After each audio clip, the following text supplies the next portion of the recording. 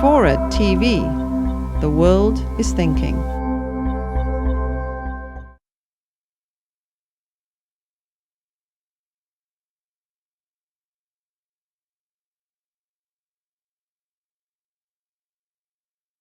All right, let's talk a little bit more about Barry Bonds. There's a number of questions about him and how he fits into the general scheme of baseball history and with athletes in general.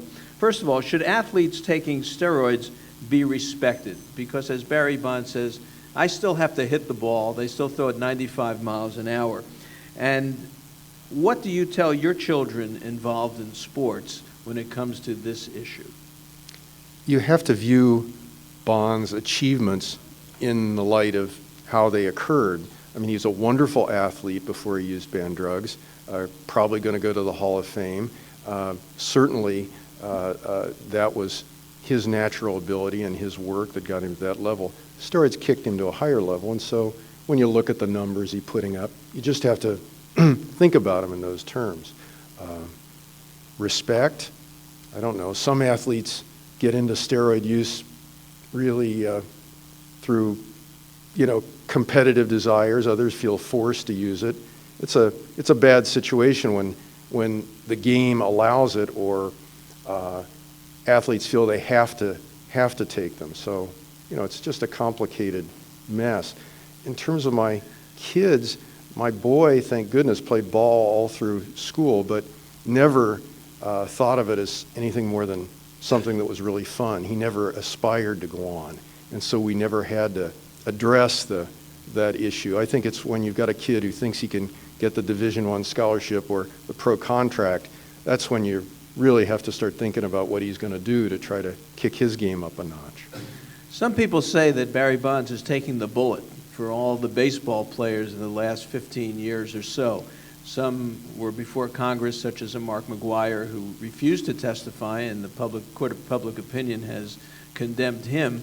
But a Sammy Sosa and others who, if we're around the game, miraculously lost 20 or 30 pounds when drug testing became a reality in Major League Baseball. Do you agree with that maybe Bonds is being singled out, and a number of players who will get to the Hall of Fame without question are not being talked about and not being prosecuted, at least in the Court of Public Opinion? I don't. I know it's become sort of a rallying cry, certainly amongst Giants and Bonds fans, and I understand that to a degree. I think there's no question, there's additional reporting to be done on the steroids issue on all levels. But I think the thing you have to remember about Bonds is he's the center of this because he's Barry Bonds. It's not because the media has decided to make Barry Bonds the center of this. He's chasing the most hollowed record in all of sports. He's the subject of a perjury investigation. He's at the heart of a steroids investigation by Major League Baseball. And he was directly connected, perhaps more than anybody, to two of the men who were at the heart of the conspiracy. And there's all sorts of evidence that is part of a federal grand jury investigation. You can't say that about Sammy Sosa. You can't even say that about Mark McGwire. So Bonds is a product of what the story has become, which is BALCO, and he's in the middle of it. And now, somebody suggested to us the other day that why is Barry any different essentially than Guillermo Mota from the Mets, who tested positive and is facing a 50-game suspension? Well, because he's Barry Bonds and he's going to become the home run record holder. That's exactly why. If you were on a committee that elected a player to the Hall of Fame and Bonds was on your ballot, would you vote for Bonds? Well, I'd vote for Bonds the same year we voted for Pete Rose. I think of him in the same way. Well, Pete Rose, his transgressions happened after his playing career, and you could never challenge the things that he did on the field. At least there's no evidence of that. Bonds, at least, is a direct challenge to what he did on the field, and the extra home runs he may have hit from being enhanced changed his records. Don't you see a difference in that?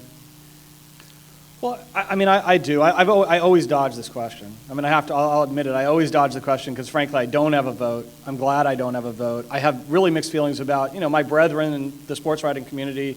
That's who votes. It's as you know, Marty. And I have concerns about sports writers being the ones who are voting on that. But by the same token, I certainly don't want the players voting or the managers either. So, I think if I had to vote now, I probably would not vote for him. for the same reason I wouldn't vote for McGuire. It's the ballot calls for you to take into account not just numbers on the field, but all sorts of ancillary issues, and it's open to subjectivity. And I think people are allowed to use that subjectivity. There's been some criticism about well, how can you look at McGuire differently now when everybody looked at him differently in '98? Well, the reason you look at him differently now is because there's a whole host of information and evidence that's out there now about McGuire that didn't exist in '98. And so I think the same can be applied to Bonds.